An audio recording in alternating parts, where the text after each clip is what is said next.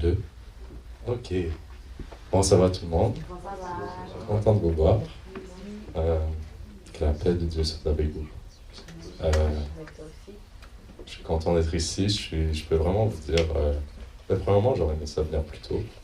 C'est pas dans mes habitudes de venir plus tard. Mais sérieusement, ce que je peux vous dire... j'aimerais ça partager avec vous ma semaine, comment je vais et tout. Parce que sérieusement, j'aurais pas imaginé être là aujourd'hui. Hier, j'étais en train de dire... je pense Junior, il le sait, ouais.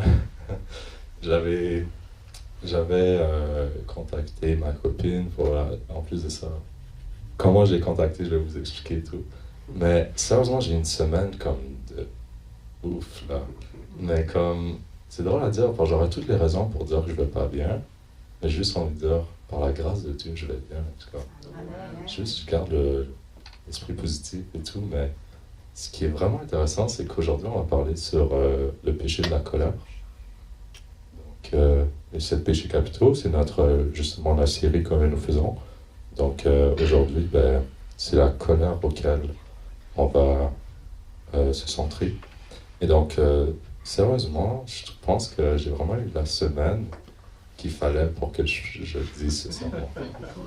Ce qui est arrivé durant la semaine, mon cellulaire s'est brisé en premier. Là, j'ai pas de cellulaire sur moi. Mon cellulaire est brisé, j'ai donné à quelqu'un pour qu'il la répare, mais il devait me le remettre mercredi, jeudi. Là, il va me le remettre lundi prochain. Donc là, j'ai pas de téléphone. Je peux appeler personne, je peux texter personne. Puis là, je suis comme, OK. Je pense que je devais recevoir des appels durant la semaine. Puis j'étais comme, OK, pas de cellulaire. Mon contremaître peut plus m'appeler et tout et tout. Et j'ai été malade durant la semaine, malade comme trop bizarre. Je suis super malade le matin, je tousse et tout, et mal partout. Après ça, je prends un Halls, une petite pastille, puis après je me rends au travail, je me sens tout bien. Oh, là, je suis plus malade. Je retourne à la maison, je suis malade à nouveau. Je suis comme, sérieux. Genre, j'ai manqué de sommeil, je me sentais fatigué, puis j'étais comme, j'ai juste envie de dormir. Là, lundi passe, mardi, là, on est déjà mercredi. Là, je suis comme, mais c'est cette semaine que je prêche. J'étais comme, mais semble, il y a 2 semaines, c'était il y a pas longtemps. Puis là, je suis comme, OK, c'est ce samedi que je prêche. Là, mercredi, je prépare mon sermon. Jeudi, il y a un truc qui arrive, on est déjà vendredi soir. Et là, je suis comme, je suis sérieux, qu'est-ce qui se passe? En fait, un truc que je peux vous dire, c'est que le temps doit être notre ami. Le temps ne doit pas être notre ennemi. Mais on doit vraiment être ami avec le temps. On doit bien le gérer, puis on doit juste l'organisation, c'est ce qui nous aide. Parce que je pense que ça peut nous arriver, quand on se réveille lundi, on est déjà vendredi. Alors là, c'est comme, oh. En tout cas, non. Juste pour dire, mes jours ont passé vite, là, surtout avec le travail et tout. Mais non, c'est ça, j'avais comme toutes les raisons, je pense, pour être en colère durant la semaine. Mais je n'ai pas été en colère grâce à Dieu, mais je vais parler de la colère. Donc, non, je suis vraiment content d'être ici. Et alors, avant de commencer le message, je vous invite à prier pour prédisposer.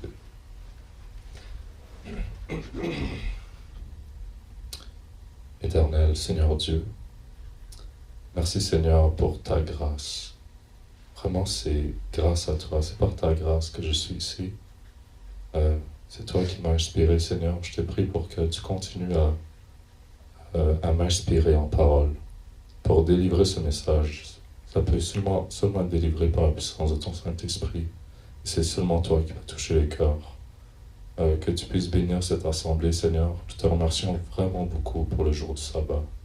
Ce jour du sabbat auquel nous pouvons passer ces moments sacrés avec toi. Et que tu es au milieu de nous. Seigneur, nous sommes convaincus que tu es au milieu de nous. Tu es là. Et nous voulons dire que nous aimons ta présence. Et que nous voulons, Seigneur, nous approcher de toi, apprendre de toi, et surtout, Seigneur, voir Jésus qui revient, être prêt pour son arrivée. Seigneur, bénis ce message, bénis le restant de la journée. T'en prions dans ton Fils Jésus. Amen.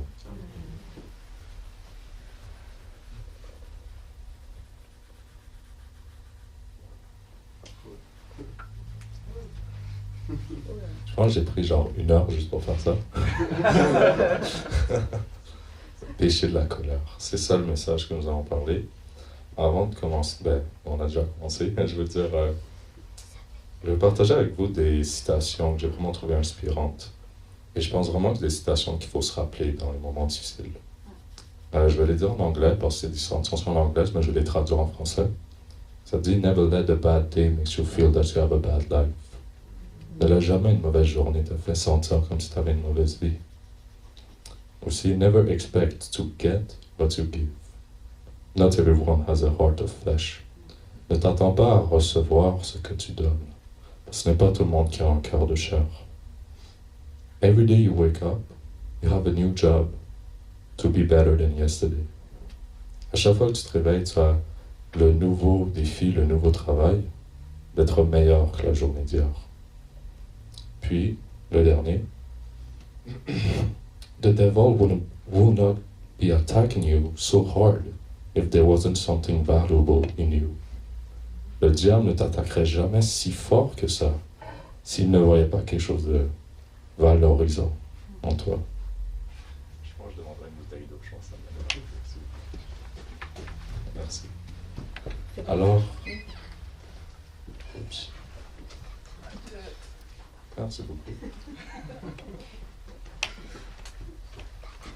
Voilà. Alors, qu'est-ce que vous voyez à cette image, présentement? Qu'est-ce que vous voyez ici? Est-ce qu'on voit bien ici? Si on peut voir à cette idée, mais sinon là, qu'est-ce que vous voyez? Le temple. Ah. Le temple de Salomon, le temple de Jérusalem, oui, c'est bien ça. Maintenant, vu qu'on parle de colère, vous dites sûrement, pourquoi il montre le temple? Eh bien, on voit cette image du temple qu'on pouvait voir de nos yeux. Mais ça, c'est ce que Dieu y voit. Oups, non, là, celui-là. Ça, c'est ce que Dieu doit voir, comment nous sommes. 1 Corinthiens 6, verset 19. Que nous, on est quoi? Nous, on est le temple du Saint-Esprit. Alors, pourquoi je vous parle de ça? Parce que il faut bien comprendre que nous sommes un temple d'un esprit. Et il faut comprendre que si ce n'est pas le Saint-Esprit qui est en nous, c'est d'autres esprits. Et donc, si c'est un esprit de colère, on va s'entendre que ce n'est pas, on ne parle pas du Saint-Esprit. On va parler d'autres esprits.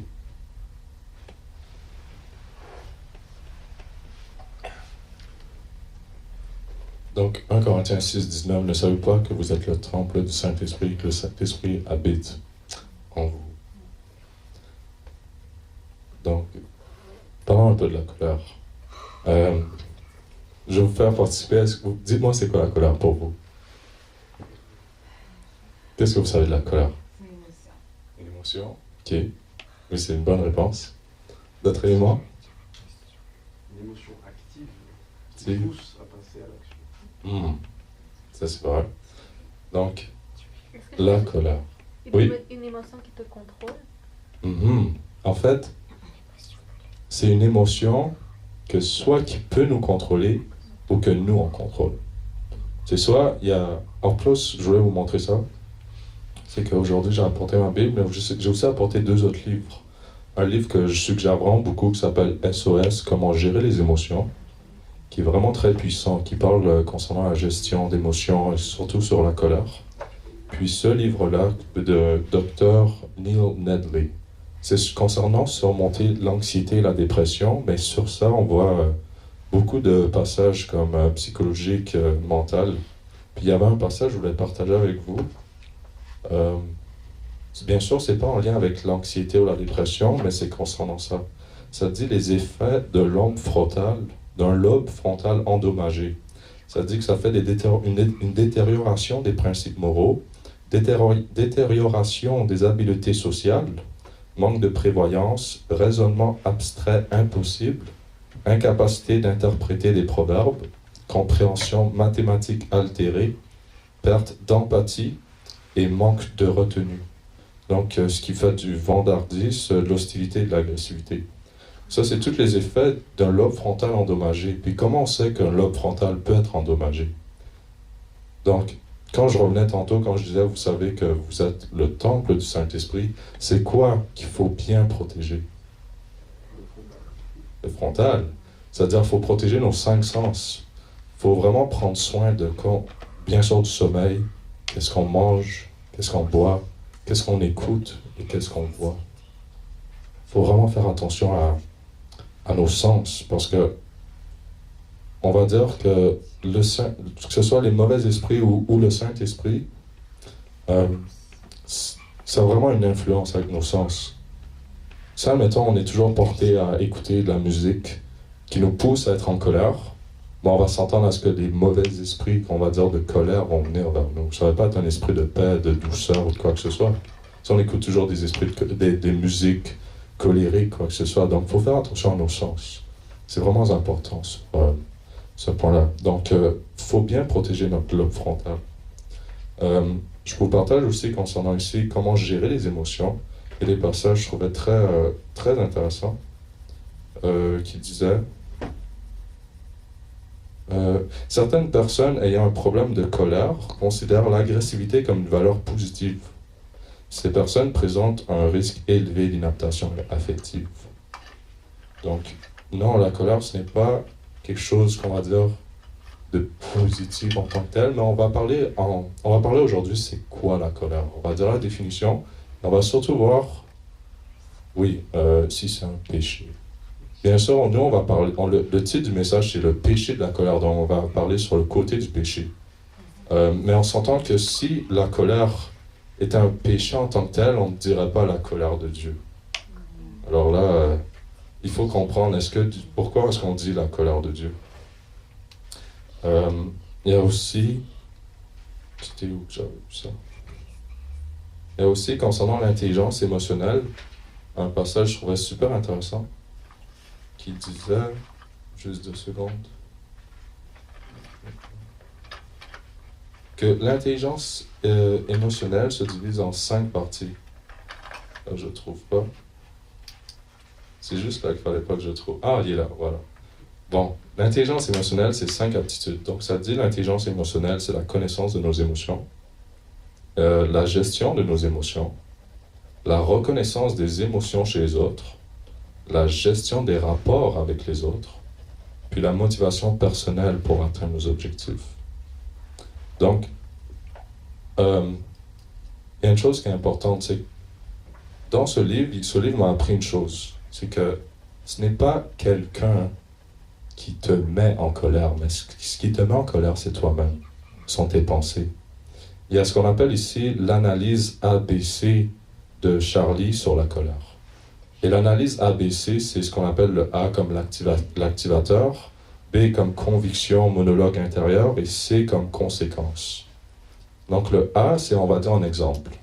C'est quelqu'un qui se fait dire comme quoi il avait un gros nez. Donc, ça, c'est l'activateur.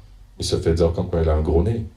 Mais après ça, le B, la conviction monologue, le monologue intérieur, il se dit, il n'a pas le droit de me parler comme ça. Il n'aurait pas dû m'insulter. Quelle espèce d'abruti. Personne ne dit ces choses comme ça. Je ne supporte pas qu'il dise ça.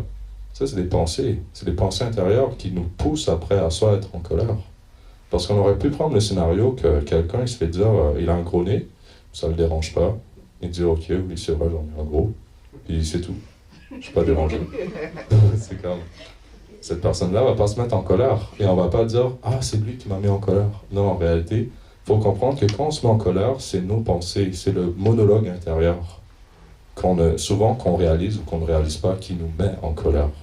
Parce qu'après ça, c'est le B. Le C, c'est quoi? Le C, la conséquence, c'est je suis furieux, je suis en colère. Parce qu'il m'a dit, je suis un gros nez. Il m'a dit que j'ai un gros nez, il n'aurait pas dû me dire ça. Le C, conséquence, je suis furieux, je suis en colère, j'ai envie de donner à plein d'insultes.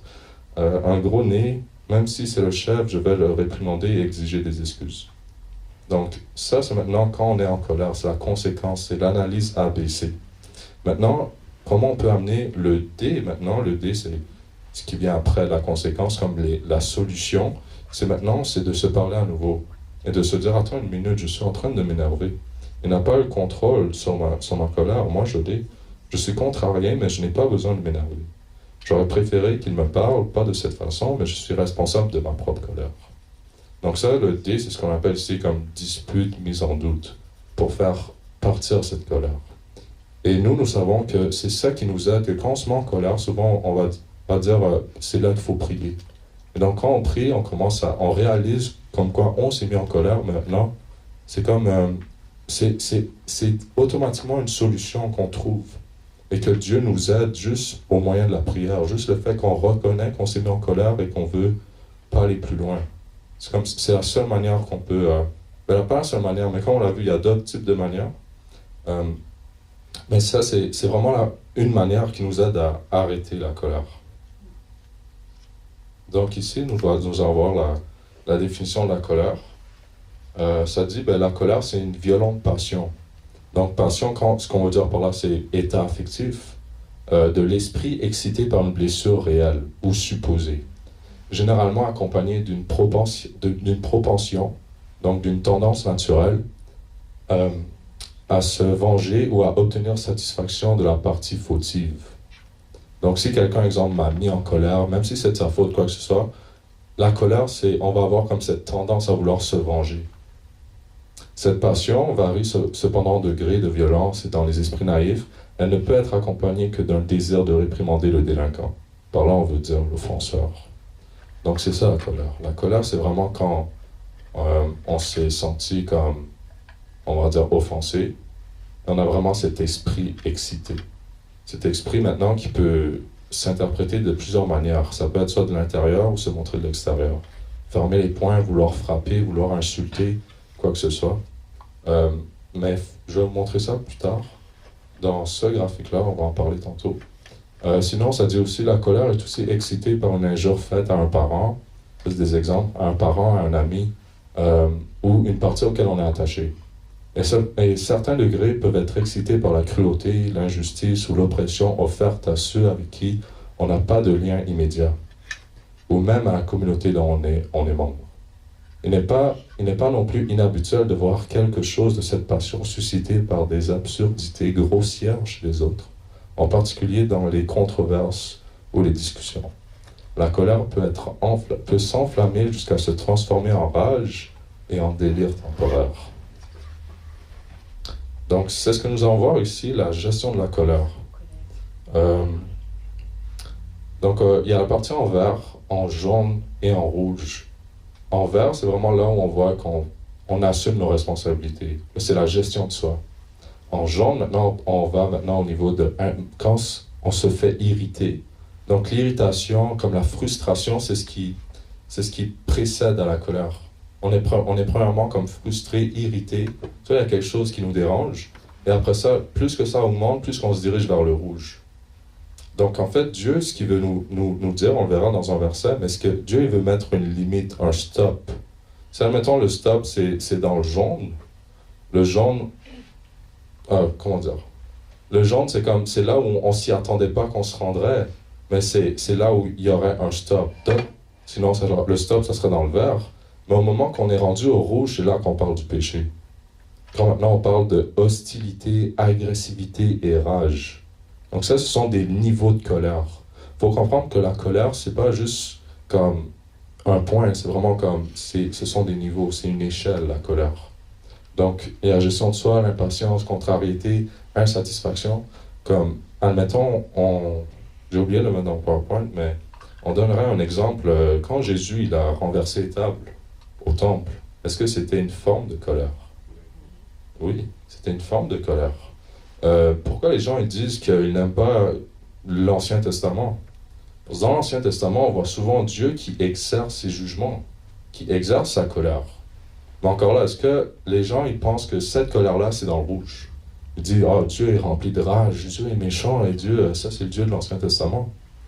Mais on va voir que c'est vrai qu'il y a Dieu, quand il se met en colère, cette colère, c'est une colère de justice, mais non une colère comme le diable.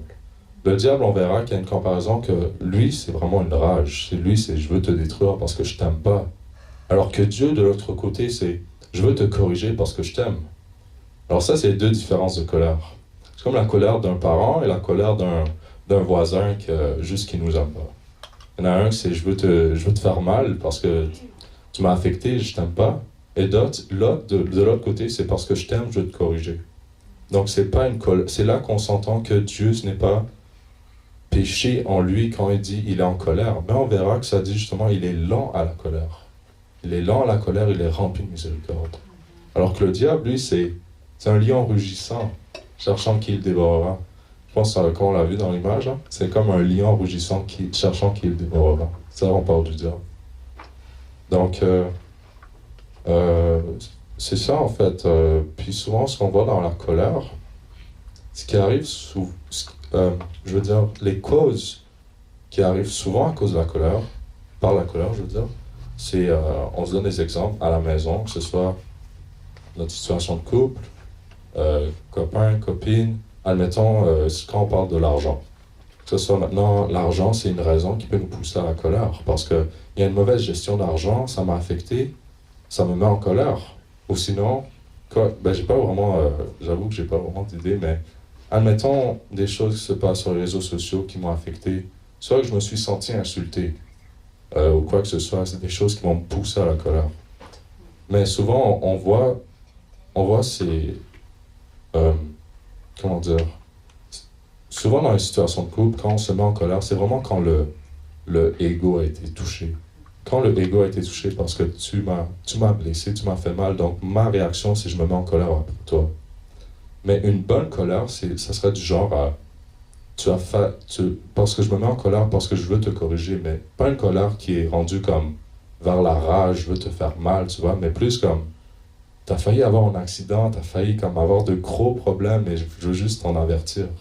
Ça, c'est parce que je veux pour ton bien, je veux juste que tu corriges tes voies, que tu corriges, ouais, c'est ça, que tu corriges juste cette manière ou quoi que ce soit. Donc, gérer sa colère, c'est vraiment important. Et donc, la solution qu'on trouve dans la colère, c'est vraiment, quand on se sent en colère, la solution, c'est de prier. C'est de prendre un moment seul. C'est comme si on était dans un nuage. On s'imagine un nuage noir. Là, on est au milieu de la colère. Je suis au milieu de cette atmosphère, cette énergie. Puis ça, c'est à cause, comme on l'a vu tantôt, c'est à cause de mes pensées. Mais il y a eu un activateur. La solution, c'est que je dois quitter ce nuage. Je dois quitter ce nuage. Je dois soit prendre un recul. Même, je pense que ça ne disait pas ici, prendre du recul. Donc, c'est de prendre du recul. Et maintenant, aller dans le meilleur endroit, aller dans sa chambre, fermer la porte et de prier. C'est vraiment sa meilleure solution pour gérer la colère. Après avoir prié, c'est d'être prêt à pardonner. Si la personne nous a offensé. Pardonner, puis si c'est bien sûr même à demander à l'oublier, si ça nous a trop affecté. Donc, dans Proverbe, ça dit une réponse douce, calme. Une réponse douce calme la fureur, tandis qu'une parole dure augmente la colère. Donc, c'est vraiment par l'expression de ce qu'on dit, de ce qui nous met en colère, ce qui va mettre l'autre personne en colère. Donc, quand on est en colère, il faut vraiment surveiller nos mots. C'est pour ça qu'on dit qu'il faut aller prier d'abord, avant de continuer cet argument, cette interaction avec soit notre copine, notre ami ou quoi que ce soit, nos parents, notre famille. Donc, à chaque fois qu'on a cette chose qui active en nous, cette irritation, faut rester en garde. Parce qu'on l'a vu tantôt, on est le temple du Saint-Esprit. C'est soit on va recevoir un esprit ou un autre. Et donc, ce qui va être manifesté, c'est soit le fruit de l'esprit ou l'œuvre de la chair. L'œuvre de la chair qui est maintenant à cause des animosités, les querelles, les disputes, et parce que encore là, le ego est touché. Alors que la Bible, on voit qu'il dit que le moi, il doit être crucifié. Il doit être crucifié, ça doit être l'esprit de Jésus qui vit en nous. Et là, c'est pour ça qu'il y a des versets que les gens ne sont pas trop d'accord, mais il dit, si tu reçois une tape, tu offres ton autre joue. Alors que, admettons, si on parle, c'est intéressant, mais vous savez, dans les arts martiaux, ça dit que la colère, c'est quelque chose que tu dois gérer, mais que tu dois contrôler et que ça doit être soumis à toi, selon les arts martiaux. Donc, tu contrôles ta colère, mais tu continues à être agressif. Ça, c'est les arts martiaux. Un exemple. Quelqu'un m'a frappé, puis tu lui donnes un autre coup, plexus, côte, menton, puis après ça, tu essaies de juste... Mais tu restes calme. Bien sûr, tu gardes un esprit calme, mais tu essaies de battre cette personne comme à fond, tu vois. Alors que ça, c'est pas une gestion de colère. Ça, on va dire, c'est un aveuglement. C'est quelqu'un qui est en colère au fond de lui, mais qui ne va pas le démontrer, qui ne va pas se laisser contrôler par la colère. Parce qu'encore là, dans les arts martiaux, ils vont dire, si tu es en colère, tu te laisses impulser par la colère et tu essaies d'attaquer quelqu'un, tu es aveugle. Alors que si tu restes comme d'un esprit sain, tu vas pouvoir mieux analyser et tout, mais ta colère, garde-la au fond de toi. Ça, on s'entend que c'est une déception, c'est une tromperie du diable. Arrêtez, il faut juste... Jésus lui dit de notre côté, non, si quelqu'un t'attaque, ben, tu offres ton autre joue. Tu vois, tu te mets juste pas du tout en colère, tu suis pas cette tromperie-là. Donc, encore là, c'est vraiment difficile de, genre, réagir quand le moi est encore touché. Quand le moi est comme, tu viens de m'attaquer, tu m'as fait mal. Si, admettons, il arrive que quelqu'un nous a vraiment offensé, que ça nous fait mal, bien sûr, on peut lui dire, mais on n'a pas à attaquer en retour. Attaquer en retour, c'est vraiment... Ça va juste causer d'autres problèmes. Ça va causer de l'irritation, ça va pousser vers la colère, puis ça va créer une animosité. Et c'est pour ça que même Jésus, il nous dit, ça je voulais le lire avec vous, mais il nous dit que quand tu as un problème avec quelqu'un, et que tu veux présenter ton offrande, va d'abord te réconcilier avec ton frère avant de présenter ton offrande. Je dirais juste à quelqu'un s'il pourrait me lire pour moi 1 Jean 3, verset 15, une personne qui le prend, puis une autre personne qui prend Jean 8, verset 44.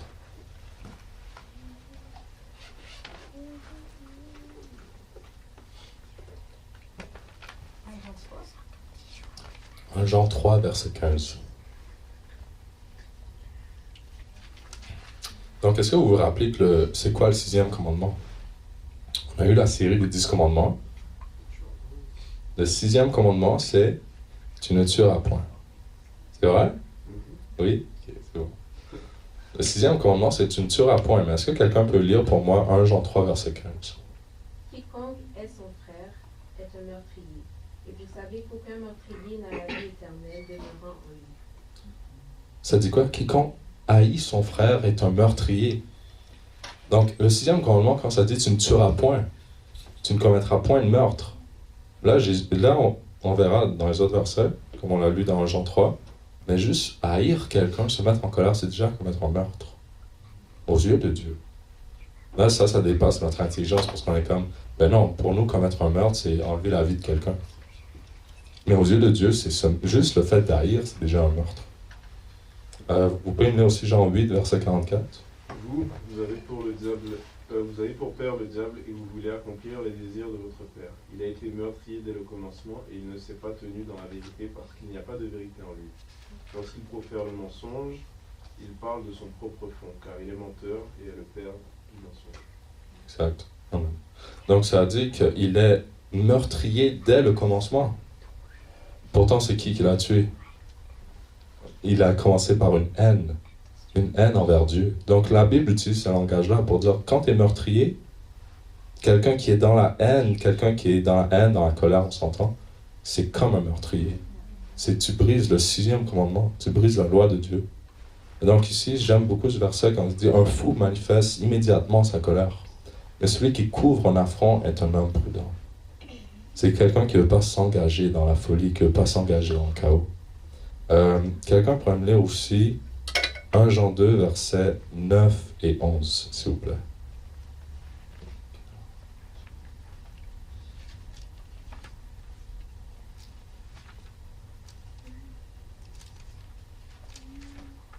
Et 9 et 11, s'il te plaît.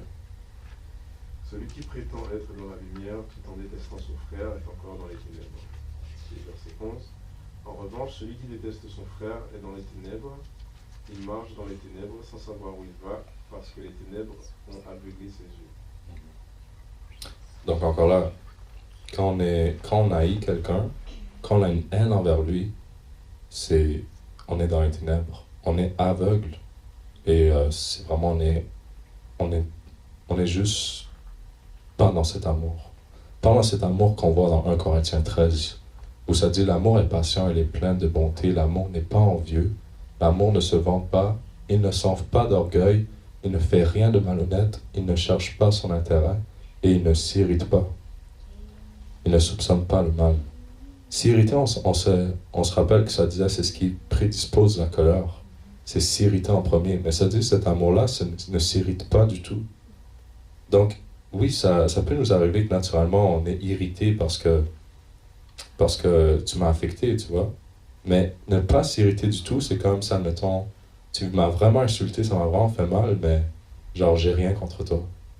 Ça me fait mal, c'est vrai, mais j'ai pas envie de me venger. J'ai pas envie de me venger, j'ai pas envie de retourner ce que tu as fait ou quoi que ce soit, l'effet miroir ou insulter en nouveau, ça. C'est ce qu'on est inspiré par l'amour. Donc, en dernier verset, après ça, je conclus. Ça dit dans l'Ancien Testament, tu ne détesteras pas ton frère dans ton cœur, mais tu veilleras à reprendre ton prochain. Ainsi, tu ne te chargeras pas d'un péché à cause de lui. Tu ne te vengeras pas et tu ne garderas pas de rancune contre les membres de ton peuple. Tu aimeras ton prochain comme toi-même. Je suis l'Éternel. J'ai dit dernier verset, mais j'avoue que j'en avais mis plusieurs. Ok, l'homme stupide affiche toute sa passion, tandis que le sage y met un frein. C'est une gloire pour l'homme d'éviter les disputes, mais un fou s'y engage. Et encore là, le dernier, ça disait, ok, si vous vous mettez en colère, ne péchez pas, que le soleil ne se couche pas sur votre colère, et ne laissez pas votre place au diable. On se rappelle que le temple du Saint-Esprit, c'est quel esprit qu'on invite en nous? La lenteur de la colère vaut mieux que l'héroïsme. Mieux vaut être maître de soi que de s'emparer des villes. Finalement, j'aurais pas le temps de dire tout ça. Mais, peace be with you. Alors, ce que je voulais dire surtout, c'est que la solution, quand nous sommes dans la colère, c'est de tourner vers Jésus. On se tourne vers Jésus. On se rappelle que en fait, Jésus, il veut l'unité, spécialement envers nos proches, dans la famille, comme relation, amis, quoi que ce soit. Et il veut pas, surtout dans l'Église, qu'il ne veut pas avoir de division, de querelle, quoi que ce soit. Parce que l'un prend ce parti, l'un prend l'autre, alors que ce que Dieu veut, c'est amener l'unité. Donc on a toujours besoin d'avoir cet esprit d'unité, cet esprit d'amour. Et mon invitation pour vous, c'est si, admettons, il y a quelqu'un que vous avez dans votre vie que vous entendez pas bien, priez premièrement pour que Dieu vous donne le courage de reparler à cette personne. Que ce soit de reparler, même s'il faut être humble et de présenter des excuses, ou de pardonner. S'il y a quelqu'un dans votre vie, que ce soit même, admettons, même si c'est le père, ou la mère, ou le frère, sœur, quoi que ce soit, mais s'il y a quelqu'un dans votre vie que vous sentez que c'est lourd, c'est l'invitation que je vous fais, c'est de premièrement prier et d'essayer de chercher une réconciliation avec cette personne. Ça, c'est mon message pour vous. Bien sûr, j'aurais aimé ça parler beaucoup plus, mais le temps filé. Donc, nous allons passer au démon à période de questions. Nous allons prier. Est-ce que nous avons des questions? Oui. Ma question pour toi, William, c'est pourquoi est-ce que je devrais me soucier de la colère et c'est quoi les conséquences? Soucier de la colère. Oui. Pourquoi se soucier de la colère? Parce qu'on se souvient que dans la charte qu'on a vu que la colère c'est comme un niveau. Et donc, quand ça devient dangereux, ça va juste aller de pire en pire. Et donc, l'autre partie de la question, c'était... C'est quoi la conséquence? C'est quoi la conséquence? Les conséquences, ça dépend. Ça peut aller à mineur, à très grave. Les conséquences, ça peut même aller à perdre la vie. Soit ça peut même aller à tuer, justement. C'est pour ça que la Bible dit que celui qui hait son frère, c'est comme un meurtrier. Parce que dans son cœur, c'est comme s'il a déjà commis un meurtre. Parce que c'est la direction qu'il prend pour, en quelque sorte, tuer quelqu'un. Donc, maintenant, encore là, je dis pas que chaque personne qui se met en colère, il s'apprêtait à aller... Ok, j'allais pas dire ça, mais je veux dire, il y a juste différents niveaux, et il y a une lignée qui suit. Donc, pourquoi il faut s'en soucier? Parce qu'il ne faut juste pas que ça devienne pire. Il ne faut pas que ça aille trop loin. Il faut vraiment mettre un stop. Et c'est pour ça que la Bible dit, si vous ressentez la colère, ne laissez pas le soleil se coucher sur votre colère. Comme mettez un stop tout de suite, sinon ça s'empire. Et de plus en plus ça s'empire, de moins en moins on reçoit le Saint-Esprit, on écoute le Saint-Esprit. Maintenant on écoute un autre esprit. Et de plus en plus qu'on l'écoute, de plus en plus il va prendre possession de nous, il va nous contrôler. Et là, la colère nous contrôle. C'est pas nous qui contrôlons notre colère. Donc on doit s'en soucier pour que nous puissions contrôler la colère. Merci.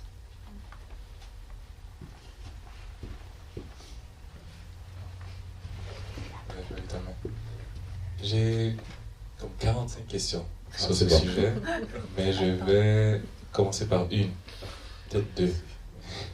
Après ça, je vais laisser Andrea parler. La colère et moi, on a une belle relation. D'accord? C'est une blague, c'est sarcastique. Mais le problème avec la colère, c'est... Tu as montré le... Si tu peux même retourner sur le diagramme avec rouge, jaune et vert. J'ai aimé ce que tu as mentionné parce que tu as dit que la colère, ça ne vient jamais de l'extérieur, ça vient de l'intérieur. Donc, la chose à l'extérieur qui t'a touché, c'est tes pensées qui finissent par créer la colère. Ça, c'est la première chose que j'ai beaucoup aimé. Et j'ai regardé ton diagramme que tu as montré. Le problème, c'est parfois, ça prend vraiment 0.5 secondes pour se retrouver au niveau rage. Ouais. Puis t'as pas eu le temps de « Ok, qu'est-ce que je fais? Qu'est-ce qu'il faut faire? » T'es là à un niveau agressivité, destruction, etc., etc., etc. Voici le gros problème. C'est que t'as pas eu le temps de réfléchir à tout ça. Et d'ailleurs, je vais me toucher un peu à la deuxième question, qui est les psychologues en ce moment, ou juste généralement, c'est recommandé, vous me direz si je me trompe, qu'il faut extérioriser les émotions qui sont fortes comme ça. Puis vous avez peut-être remarqué que si vous avez une émotion très forte et que vous la gardez, que vous ne faites rien avec, des fois ça devient presque un poison dans ton cœur plus qu'autre chose. Right? Maintenant, est-ce que par hasard tu as des suggestions là-dessus pour la personne qui est déjà en plein milieu niveau rouge et ensuite, que dis-tu de cette affaire d'extérioriser? Qu'est-ce qu'on fait avec ça? Je vois qu'il y a des gens qui ont envie de répondre. Après ça, je toucherai à mes 43 autres questions. T'en as une qui s'est ajoutée. Je vais laisser les personnes dire leurs commentaires en premier concernant la question du Concernant la question du mien, c'est Benjamin. Oui, concernant l'extériorisation, alors je suis pas sûr qu'ils disent qu'il faut justement exploser dans sa colère et puis commencer à la laisser éclater partout. Je pense qu'ils veulent dire par là de mettre des mots à ce qu'ils ressentent. C'est plus ok, je suis en colère parce que si, ça, et vraiment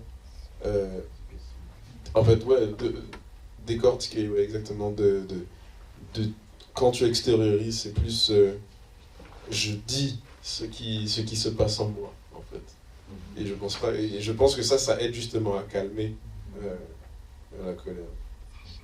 C'est juste ça ma petite intervention. Et je pense que ça pourrait être bien. Ça peut être bien. S'il y a d'autres commentaires concernant la question de Junior. Pour ajouter à ce que Benji a dit, moi je me souviens, il y a une thérapeute qui m'a dit, justement, tu peux avoir cette envie-là de l'extérioriser physiquement. Elle m'avait dit d'écrire avec un crayon à la mine, et quand tu fais des fautes, que tu te barres vraiment là, en mettant l'emphase, donc tu fais du mal à personne, mais à la fin, tu sens un relief parce que de un, tu as tout extériorisé ce que tu ressentais, et de deux, physiquement aussi, tu as pu extérioriser ça. Juste pour ajouter à la question de Junior aussi, c'est que j'ai écouté aussi quelque chose par rapport à la colère qui disait que la personne qui t'agresse, il faut que tu fasses un effet miroir, que tu répètes ce qu'il vient de dire. Quoi, tu viens de dire que j'ai un gros nez, c'est ça? Tu sous-entends ça? C'est pour me faire du mal que tu me dis ça? Du coup, cet effet miroir va mettre la personne devant le fait accompli. Ce qu'il vient de dire, c'était pour me blesser. Donc, on voit son visage qui commence à un petit peu changer et nous, on commence à diminuer. La colère commence à diminuer. Junior, Kétia. Justement, dans ma profession, je travaille justement à la gestion des émotions. Puis, pourquoi on dit d'extérioriser? C'est parce qu'on veut que je vais dire le client, que le client, il utilise un comportement, une alternative adéquate à son comportement. C'est-à-dire que si, par exemple, tu vas directement dans le rouge et que tu as le goût de frapper, etc., tu n'es pas encore en état de pouvoir réfléchir vraiment à ben, pourquoi je suis encore là, etc. Donc, la première étape, c'est de se retirer puis de se calmer. Donc, si, comment dire, tu as de la colère, tu as une émotion qui est forte. D'ailleurs, une émotion, ça, comment dire, c'est pas quelque chose qui est... Oui, on contrôle le comportement qui va ressortir de ça, mais l'émotion en soi, c'est pas vraiment quelque chose qu'on peut contrôler. C'est vraiment travaillant les cognitions, donc les pensées, qu'on peut réussir à justement diminuer l'intensité de l'émotion. Mais en attendant qu'on ne peut pas avoir accès directement à tes cognitions, tu vas essayer de mobiliser le physique, donc ton corps. Donc soit écrire, soit déchirer des feuilles, soit, je sais pas, frapper dans un punching bag ou bien dans des affaires juste pour extérioriser aussi. Ou même ce que tu as dit aussi, de prier. Je trouve que c'est quelque chose parce que tu demandes à Dieu de prendre le contrôle de toi. Donc vraiment juste de mobiliser ton côté plus physique, c'est ça qu'on veut dire un peu par extérioriser. Donc tous les moyens, c'est vraiment des moyens qu'on va utiliser qui sont propres à la personne. Il y en a que exprimer, surtout plus les filles, j'ai l'impression quand même qu'on va plus vouloir parler. Parce que comme on veut faire sortir, c'est comme ça qu'on va... Mais il y en a qui vont plus vouloir utiliser l'énergie pour que ce soit physique. Donc, c'est juste trouver un moyen, une alternative adéquate et socialement acceptable pour l'extérioriser. Mais il ne faut pas passer par-dessus le fait qu'il faut travailler les pensées. Donc, tu l'avais mentionné que la pensée, c'est ce qui alimente la colère. D'ailleurs, quand on dit qu'on haït son frère, c'est justement parce que tu as la pensée, tu veux que ton frère ne soit pas là. Donc, tu le détestes. Dans ta tête, il ne devrait pas être là. Donc, c'est un meurtre carrément parce que tu te dis, ben, tu ne devrais pas être là. Tu vois ce que je veux dire? Je te déteste. T'es comme pas... c'est une pensée, là, haïr quelqu'un. Tandis que colère, c'est vraiment, tu vis plus une injustice, puis tu veux réparer cette injustice-là. Donc, tu veux que le dommage qu'on t'a causé soit réparé, ou tu veux que la personne ressente ce que tu as ressenti, ou bien, tu sais, quand Dieu exerce sa colère, c'est qu'il veut rétablir un équilibre. Donc, c'est pas supposé être comme ça, voici comment ça doit être, ce que Jésus a fait dans le temple. Donc, c'est pour ça que quand on veut, justement, qu'on a tendance à passer rapidement dans le rouge, premièrement, c'est de se connaître, de savoir qu'est-ce qu'on a besoin pour s'abuser dans ce moment-là. Puis deuxièmement, c'est de travailler vraiment sur ses pensées, ses cognitions. Donc, qu'est-ce qui fait en sorte que je réagis comme ça? Est-ce que j'ai raison de penser comme ça? L'intention de la personne, c'était quoi? Il faut que je m'intéresse à savoir est-ce que la personne qui est devant moi sait qu'elle m'a mis en colère. Donc, c'est toutes des questions qu'il faut se poser quand on est disposé à le faire. Oui, exactement. Puis ça, ce que tu viens de dire, ça fait justement partie de l'intelligence émotionnelle. Qu'on a dit que c'est justement la connaissance de nos émotions. Excusez-moi. C'est la connaissance de nos émotions et la gestion de nos émotions. Donc, bien se connaître et bien le gérer. Quand ça nous arrive, comment est-ce que je vais le diriger, cette émotion? Junior. C'est pas une question. Donc, il me reste encore 43. Mais on n'aura pas de temps. On dira ça après. Un commentaire très très rapide. Parce que j'ai beaucoup aimé ce que les gens ont ajouté. Et ce que j'ai aussi aimé de ce que tu as mentionné aujourd'hui, c'est au début, tu as parlé du lobe frontal. Tu as parlé de maintenir une certaine santé, etc. À force de chercher, ça c'est l'une des meilleures approches que j'ai trouvées. Les choses les plus utiles, c'est vraiment que vaut mieux prévenir que guérir. Puis la prévention de la colère commence avec la santé, commence aussi avec ta relation avec Dieu, etc. etc. Puis j'ai aimé le commentaire de Benjamin qui m'a rappelé quelque chose d'autre aussi, le fait d'extérioriser. Souvent, si quelqu'un va de vert à rouge aussi rapidement, c'est qu'il y a beaucoup de choses qui se sont accumulées. Donc le fait d'extérioriser permet d'empêcher cette accumulation. Donc il vaut mieux prévenir que guérir, puis au moins tu vas t'assurer de tomber dans le jaune. Puis dans le jaune, tu pourras prier en paix sans avoir à aller chercher des trucs socialement acceptables. C'est juste pour me rappeler, tu avais dit que tu avais deux questions. C'était un, comment l'extérioriser, puis l'autre avant, c'était quoi? L'autre, c'était, elle a répondu, la façon dont on nous recommande d'extérioriser. Ok. Donc l'affaire, c'est ça, c'est que ça, mettons, on prenait un scénario, je suis au vert, je suis normal, puis après je me rends tout de suite au rouge. L'affaire, c'est qu'il faut donner un exemple, il faut qu'il y ait un scénario. Exemple, qu'on a un accident de voiture. Ça, c'est arrivé en une fraction de seconde, puis là, je suis au rouge. Donc là, l'affaire, c'est qu'il faut se rappeler de ça. C'est que oui, là, je suis en colère, mais encore là, tout dans le contrôle, c'est soit je me laisse emporter par ma colère, ou soit je décide de me calmer. Là, c'est vrai que c'est difficile, la gestion de colère, mais il faut se rappeler que on a toujours le choix. Soit qu'on continue et on veut, à cause de l'accident de voiture, je veux maintenant me venger, ou sinon, genre juste, parce que là, je suis vraiment enragé. C'est comme, par exemple, ma voiture, je viens de l'acheter et tout, là, j'ai eu un... Et on va dire que l'accident, encore pire, c'était volontaire. Le gars, il m'a fait mal volontairement, puis là, ma voiture, c'est quelque chose auquel je suis attaché. Donc là, j'ai le choix, on a toujours le choix, de soit je veux aller me venger, ou sinon, je veux juste mettre fin. Maintenant, être en colère, là, je dis pas que c'est mauvais, ça me tombe en colère, parce que c'est vrai que ça nous a affecté, on est comme t'as fait exprès de me faire mal à la voiture. Et là, bien sûr, là, il faut l'extérioriser. Là, je dirais pas que faut le frapper, tu vois, parce que si on dit juste faut extérioriser la colère, ben là, quelqu'un va dire ok, ben je vais le frapper. C'est comme non.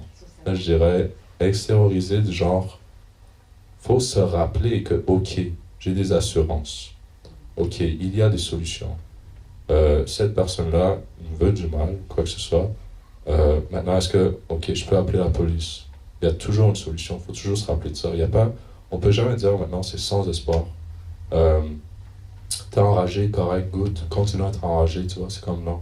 Il faut se rappeler qu'il y a toujours des solutions. On peut toujours choisir soit pensée positive ou pensée négative. Trois dernières.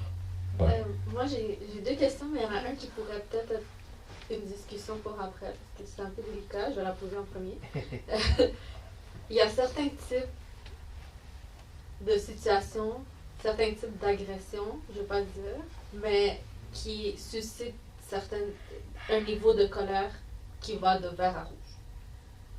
Donc, je ne veux pas dire qu'on a une petite ici, là, mais je ne sais pas si vous comprenez ce que je veux dire, mais en tout cas, donc c'est plus par rapport à ça. Donc, tu n'as même pas de fraction de seconde de réfléchir de est-ce que je devrais faire, qu'est-ce qui est positif, est-ce que si, est-ce que ça, c'est vraiment de 1 à rouge et action.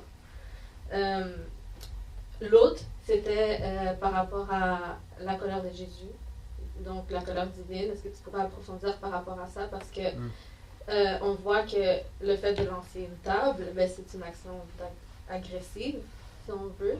Donc, peut-être d'éclaircir comment est-ce que ça, ce n'est pas un péché, donc, c'est juste ça. La première élément, on va pouvoir justement parler un peu plus tard. Concernant la colère de Jésus, il faut se rappeler que c'est un peu compliqué à dire parce que si, admettons, on n'avait pas de connaissances bibliques plus en général, on va dire, vous voyez, Jésus a commis un péché. On va dire, c'est exactement un péché. Maintenant, si on prend le contexte, scénario, et maintenant on applique la personne de Jésus, donc là, on va voir que c'est pas une colère du genre je veux te faire mal. Mais comme on l'avait dit tantôt, c'est plus parce que Jésus, c'est la motivation de ce qu'il a fait. Il a dit, il est écrit que ma maison ne serait pas une maison de voleurs, mais une maison de prière. Donc de ce qu'il est écrit, parce que j'ai ce zèle de Dieu qui est en moi, toutes ces choses-là qui sont sacrées, qui sont saintes, il faut mettre tout de suite ça dehors. Maintenant, ça dit aussi que Jésus a donné des coups de fouette. Est-ce que Jésus a fouetté quelqu'un au sang jusqu'à temps qu'il crève et tout? Non. C'est quand il donne un coup de fouet, maintenant c'est par correction, encore là, parce que je veux te faire sortir du temple. Je veux te faire sortir. Maintenant, si je dois employer de la force, je vais employer de la force. Parce que si Jésus se mettait à juste, peut-être, se mettre debout devant tout le monde et dire qu'il ne faut pas faire ça, personne ne l'aurait écouté. Alors là, la solution la plus, on va dire, rapide et efficace à faire, c'était maintenant d'employer une certaine manière de force. Mais ça, c'est le dernier recours. C'est un peu comme quand on est agent de sécurité. Vu que j'ai été agent de sécurité, ça nous dit que la force est le dernier recours qu'on prend. S'il n'y a rien il n'y a aucune solution autre que maintenant forcer la personne, on est obligé d'employer de la force. Un exemple, il y a quelqu'un qui rentre au magasin, puis il vient, puis il veut se battre avec tout le monde. Si je me mets à le parler, il ne va pas m'écouter. Alors, je suis obligé maintenant d'employer de la force, de le prendre, de le maîtriser, mais pas nécessairement de le faire mal. De le maîtriser pour maintenant l'expulser du bâtiment. Ça, c'est employer de la force. Donc, Jésus a dû employer de la force parce qu'il y avait de la marchandise au milieu du temple, ce qui est une violation du nom de Dieu, de la justice de Dieu et de tout ça. Donc, Jésus maintenant était obligé d'appliquer la force. Maintenant, est-ce que c'est un péché? Non, parce que c'était le dernier recours qu'il avait à faire. Maintenant, ça aurait été un péché si c'est j'ai tué quelqu'un, comme Moïse a fait. Ce que Jésus a fait, c'est différent de ce que Moïse a fait. Moïse, il a vu un esclave se faire battre, puis il l'a tué. Ça, c'est un péché. Parce que ça m'affecte et tout, puis j'ai dû employer de la force. Il l'a tué, bien sûr, Est-ce qu'il avait un autre choix? Il y avait une autre possibilité à faire? Oui, Moïse avait d'autres choix. Mais Jésus, est-ce qu'il pouvait avoir d'autres choix quand il y a marchandises et tout, vente, achat au milieu du temple? C'est comme, non, il faut faire sortir ça. Il faut que ça sorte. Donc, ça, je dirais. Ce qui m'aide vraiment beaucoup à réfléchir là-dessus, c'est comme agent de sécurité. La force, c'est le dernier recours. Merci. On va prendre une dernière question. Je sais que c'est un sujet très très intéressant, mais on pourra en reparler pendant le dîner. La question de Nicolas. Moi, j'allais simplement demander comment est-ce que la société, les courants culturels nous essaient de faire comme, pas accepter, mais nous influence à tomber un peu dans ce péché-là, tomber dans le courroux, le wrath, la colère dont tu expliques. Comment la société, les influences et tout, encore là, c'est ce qui affecte nos sens. Souvent, ça va être soit la musique, soit les choses qu'on entend, soit les trucs qu'on voit aussi. Boxe, lutte, même des émissions et tout, juste disputes, arguments. C'est le fun de dire des arguments, c'est le fun d'avoir comme montrer qu'on a raison et tout, et vouloir montrer que l'autre personne a tort, et après ça, tu vois, des choses comme ça, des choses qui ça excite. Souvent, c'est ça qui... Quand on regarde souvent ça, on va être influencé. Souvent, on voit tout le temps des choses de bataille, de combat. Là, au moment qu'on va être affecté par la colère, on va vouloir l'exprimer comme ça, par combat physique et tout. Maintenant, il y a même des émissions que je voyais quand j'étais enfant, et c'était vraiment deux personnes et c'était populaire, deux personnes, un et l'autre, qui faisaient comme des arguments, juste des diss en anglais, puis c'était juste, je t'insulte, je dis plein de... Mais c'est style rap, c'est comme je fais une musique juste pour t'insulter, et là c'est à l'autre personne, là c'est moi qui fais un rap, je t'insulte, et c'est pour montrer, c'est lequel qui a le meilleur, qui est le plus cool, tu vois, celui qui a le plus de, oh, t'as fait plus de 10, tu vois. C'est comme, rendu là, si je me fais influencer par ça, au moment où quelqu'un m'a insulté, je vais vouloir dire des 10 aussi, c'est comme... Alors ça, c'est une manière comment la société peut nous faire influencer, spécialement sur la colère. Encore là, il y a plein d'autres manières. C'est pas une autre question. Je sais. On va en discuter après. On va discuter plus On va tard. prier. Donc, je vous invite à prier, pour faire la prière finale. Seigneur Dieu, merci vraiment beaucoup pour le message que tu m'as inspiré, Seigneur, et qui a pu être délivré par ta grâce. Seigneur, c'est vraiment une joie d'être parmi les frères et sœurs de Christ, et que nous puissions passer ce moment ensemble, le moment de partage, le moment de repas. Seigneur, nous te prions pour que vraiment l'amour fraternel soit en nous. Et vraiment que si il y a quelqu'un ici dans la salle qui a besoin de se réconcilier avec quelqu'un, que tu puisses le pousser, Seigneur, dans ton Saint-Esprit. Te prions aussi pour que nous ayons toujours cette maîtrise de soi que nous trouvons en toi, Seigneur, toi qui nous donne la force de se contrôler, de mettre la colère de côté et d'être prudent, Seigneur. te prions pour que tu continues à nous inspirer, à nous guider, et que tu puisses prendre cette journée, Seigneur, et que cette journée soit pour ta gloire. Merci, Seigneur, pour tout ce que tu fais. Nous t'en prions de ton